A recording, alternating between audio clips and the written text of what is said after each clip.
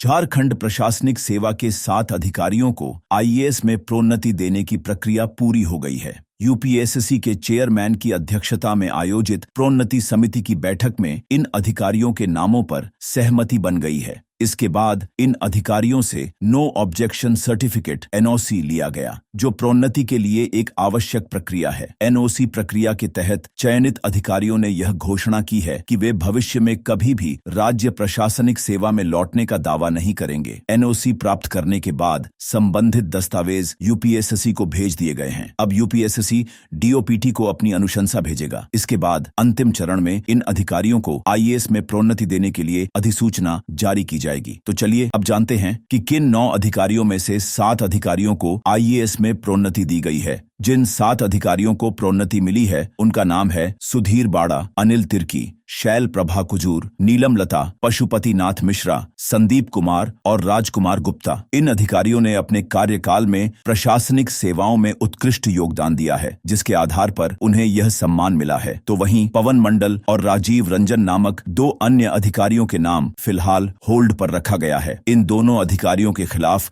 गंभीर आरोप हैं, जिसके कारण उनकी प्रोन्नति को सहमति मिलने के बावजूद अंतिम मंजूरी नहीं दी गई है। फिलहाल समिति ने उनके नामों को लिफाफे में बंद कर दिया है, जिसका अर्थ है कि अगर 31 दिसंबर 2024 तक उनके खिलाफ लगे आरोप समाप्त हो जाते हैं तो उन्हें भी आईएएस में प्रोन्नति मिल जाएगी।